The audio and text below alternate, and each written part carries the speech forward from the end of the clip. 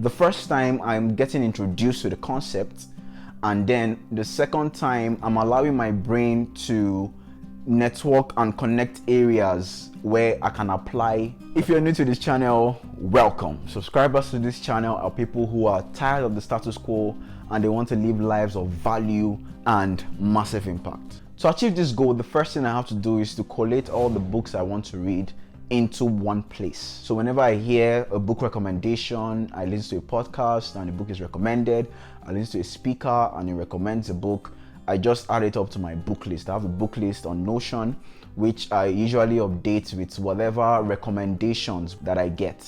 This makes all the books I want to read to be in one place. But before we talk about reading, I want to introduce you to a very important principle, the Pareto principle.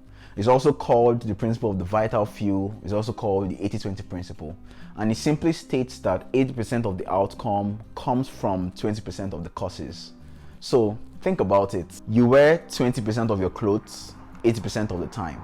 In your exam, 20% of the notes comes out as 80% of the questions. In sports, 20% of the people score 80% of the goals. So this is a principle that is everywhere in life. And then if you understand this concept, it would change your approach to reading completely. So what does that mean?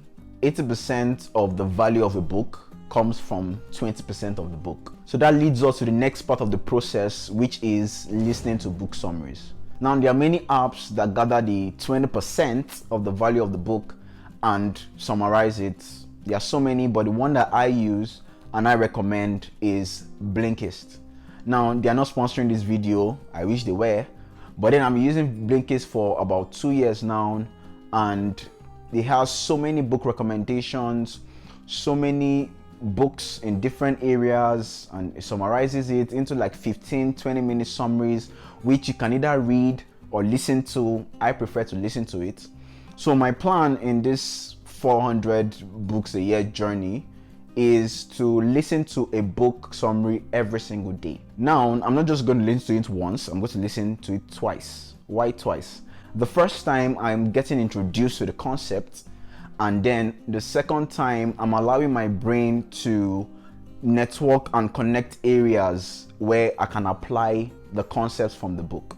So this brings it up to 365 books in a year, but life could happen. I'm going to cater for like 15, let's say 15 days, I'm just not feeling it. So this will be like 350 books. After I finish reading every book, there are always 3 questions I ask myself. Number 1, did I enjoy the summary? Number 2, did I get the major points of the book? And then number 3, do I want to take a dive deeper? If I answer yes to the third question, which is taking a deep dive, I take note of it on my book list, and then it becomes a candidate of moving on to the next step of the process, which is reading a book a week. Jim Quick, who is a speed reading expert, said it's possible to read a book a week if you read for 45 minutes a day. So how did he arrive at this calculation? On Amazon, the average number of words per book is 65,000 average. So some are more, some are less. And then the average person reads like 200 to 250 words per minute. Now we use 200 for this calculation. That means it will take you about 320 minutes to complete a book. If you divide this by 7, that's 45 minutes per day. I thought this was really clever. But personally, I've been reading for an hour every day. What makes this 45 minutes or 1 hour, depending on whatever you choose, to work? It's scheduling it. If you don't schedule it, you won't do it. Some people prefer doing it in the morning, some people in the evening, and then some during their breaks. The underlying principle is to schedule it so that you will do it. One other secret I found that helps reading a book a week is to use multiple formats. So either paperback or ebooks or audiobooks. I personally love hardback books. Yes, it's so whenever my eyes get to see the words on the pages, they jump out at me, and I love paperback. But then some weeks you won't feel like reading. Life gets in the way, and then what do I do those weeks? I could use a smaller book.